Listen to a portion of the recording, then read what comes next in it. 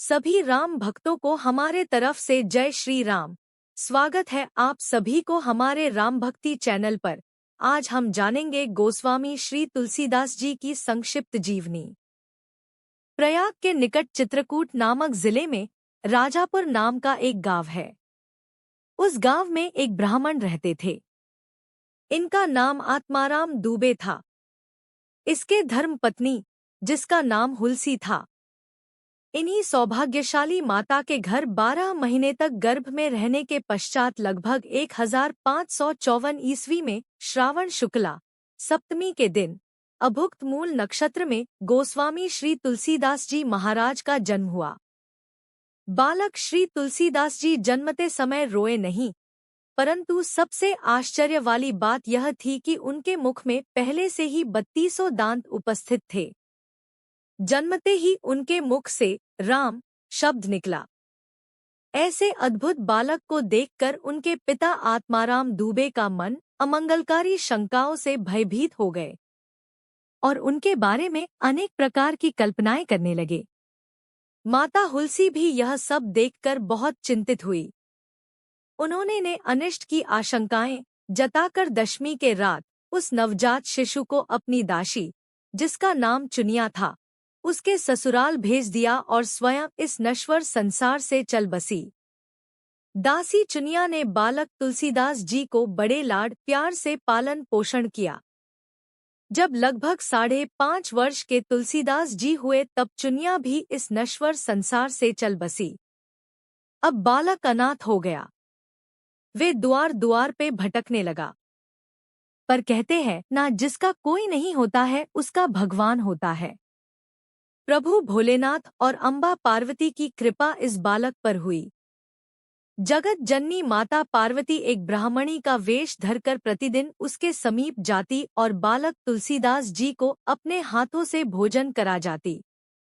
इधर भगवान शंकर जी की प्रेरणा से रामशेल पर रहने वाले श्री अनंतानंद जी के प्रिय शिष्य श्री नरहरियानंद जी ने बालक तुलसीदास जी को ढूंढ निकाला और इस बालक का नाम रामबोला रख दिया। अब श्री नरहरियानंद जी बालक रामबोला को अयोध्या ले गए। वहां लगभग 1561 में माघ शुक्ला पंचमी शुक्रवार को बालक रामबोला का यज्ञोपवीत संस्कार कराया। बिना सिखाए ही बालक रामबोला ने गायत्री मंत्र का उच्चारण किया, जिन्हें देखकर वहां उपस्थित सभी लोग आश्चर्यचकित हो गए। इन सबों के बाद नरहरि स्वामी ने वैष्णवों के 5 संस्कार करके बालक रामबोला को राम मंत्र की दीक्षा दी और अयोध्या में ही रहकर नरहरि स्वामी विद्या अध्ययन कराने लगे। बालक रामबोला की बुद्धि बड़ी प्रखर यानी तेज थी। एक बार जो अपने गुरु के मुख से सुन लेते थे, उन्हें वह कंठस्थ हो जाता था। कुछ दिन बाद वहां से गुरु और शिष्य शूकर नामक क्षेत्र पहुंचे। वहां श्री नरहरियानंद जी बालक रामबोला को भगवान श्री राम के पावन चरित सुनाए। कुछ दिन बाद वे काशी चले आए। काशी में शेष सनातन जी के यहाँ रहकर बालक रामबोला 15 वर्ष तक वेद वेदांगों का अध्ययन किया। इधर इनके मन में लोकवासना जागृत हो उठी। वे अपनी विद्यागुरु से आज्ञा लेकर अपने जन्मभूमि पर लौट आए। अपने जन्मभूमि आकर देखा कि उनके सभी परिवार इस मृत्युलोक से पधार चुके थे। तब तुलसीदास जी नियम पूर्वक अपने माता पिता एवं समस्त परिवार का श्राद्ध किया। इसके बाद गोस्वामी श्री तुलसीदास जी वहीं रहकर लोगों को भगवान श्री राम जी के पावन कथाएं सुनाने लगे।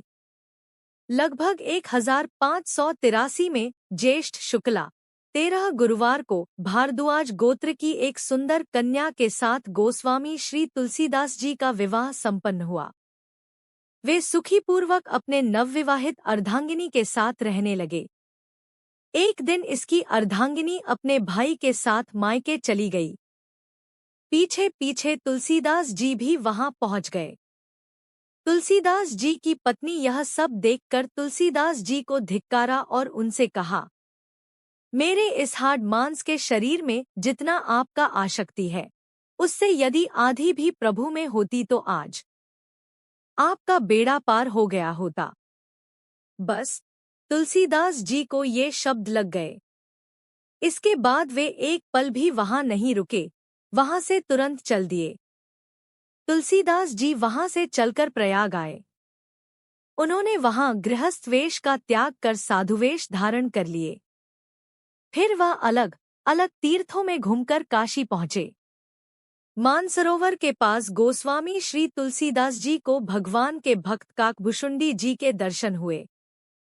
काशी में तुलसीदास जी भगवान श्री राम की कथा कहने लगे।